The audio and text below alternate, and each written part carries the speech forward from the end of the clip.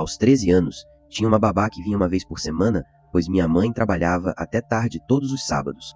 Sempre achei que já era grande demais para ter uma babá e detestava ter alguém me vigiando o tempo todo. A principal pessoa que minha mãe convidava era um rapaz de 20 anos, Thomas, filho de um amigo de trabalho da minha mãe. Este cara era muito estranho e eu não gostava dele. Ele não falava muito e agia de maneira estranha e desconfortável, mas sempre que interagia com minha mãe, ele se comportava de maneira extra amigável e falante. Eu falaria com ela sobre isso, mas ela sempre dizia que eu só queria se livrar dele para ficar sozinha. Enfim, era uma noite de sábado normal e Thomas chegou atrasado como sempre. Minha mãe conversou com ele por um tempo e depois foi trabalhar. Caminhei até o sofá e liguei minha Xbox para jogar um pouco de videogame, apenas para ocupar o tempo.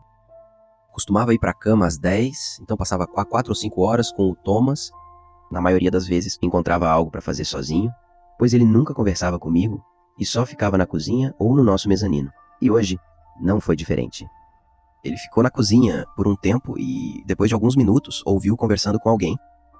Tentei ouvir o máximo que pude, mas não entendi o que ele dizia. A cozinha ficava logo atrás da sala onde eu estava, mas ele falava muito baixinho. Ele continuou por alguns minutos, depois a conversa parou e ele entrou na sala, ficando ao lado do sofá. Olhei para ele e vi que segurava o celular. Thomas disse que alguém viria por um segundo e que não precisava se preocupar. Na verdade, não sabia como responder, apenas disse ok. Foi bem estranho e eu sabia que não era algo que uma babá deveria fazer, mas também sabia que não havia muito o que eu pudesse fazer. Os próximos 20 minutos foram muito constrangedores, pois ele não tirou o celular nem nada, ele apenas ficou sentado no sofá comigo, olhando ao redor sem dizer nada. Ele raramente ficava na mesma sala que eu, então isso era bem incomum. O nosso living ficava ao lado da porta da frente. Acho que ele esperava a pessoa chegar. Finalmente, o carro parou na entrada e um homem bateu na porta. Thomas se levantou e foi até a porta. Então, parou em frente à porta por um instante antes de se virar para mim e dizer que voltaria em instantes. Então abriu a porta, saiu e fechou atrás de si. Toda essa situação me deixou curioso sobre o que estava acontecendo com ele. As persianas das janelas estavam meio abertas, permitindo-me ver as duas sombras deles se movimentando na entrada. Pude ver que o homem entregou a Thomas uma grande sacola e depois entrou no carro e partiu. Alguns segundos depois, ouvi a tampa do lixo fora bater e, em seguida, Thomas voltar pela porta da frente. A interação toda pareceu estranha e não pude evitar de perguntar a ele o que estava acontecendo. Thomas respondeu. Ele me disse que era apenas um amigo que deixou o bolso no apartamento do amigo ontem à noite e estava apenas devolvendo. Pude perceber que algo estava errado na resposta dele, e isso não explicava a grande sacola que vi nas mãos dele. Mas não quis questioná-la ou mais, então apenas disse ok e retomei o jogo. Mas à medida que a noite ali avançava, as coisas ficaram cada vez mais estranhas. Na hora seguinte, ouvi Thomas fazer várias ligações telefônicas na cozinha. Numa ocasião, ele foi até o alto, onde pude ouvi-lo aumentando o tom de voz. Ainda assim, não entendi o que ele estava dizendo. Depois de talvez a quinta ou sexta chamada, o mesmo carro que apareceu antes voltou a parar na entrada.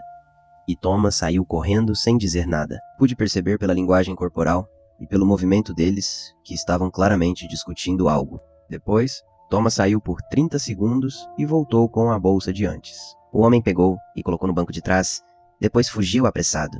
Thomas voltou e vi a frustração no rosto dele. Ele foi para a cozinha e só voltou às 10, quando me disse para ir para a cama. Eu me preparei e deitei na cama enquanto Thomas ficava abaixo.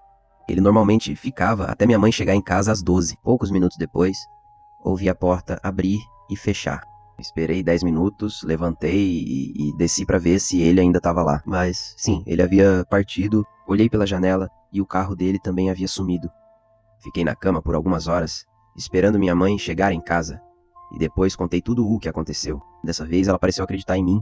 Ela também achou estranho e muito pouco profissional sair da casa antes de voltar no dia seguinte. Ela tentou ligar para ele, mas ele não atendeu. Eventualmente, ela conseguiu falar com a amiga de Thomas, que era sua mãe, e perguntou o que aconteceu. Ela disse que Thomas chegou em casa doente. Nós dois sabíamos que era mentira e não fazia sentido, pois ele poderia ter simplesmente ligado para ela e dito que não se sentia bem. De qualquer forma, já passaram quase 10 anos desde aquela noite, e ainda me pergunto como foi tão estranha. Sempre me pergunto sobre o que os dois estavam discutindo, porque ele saiu e o que tinha na bolsa.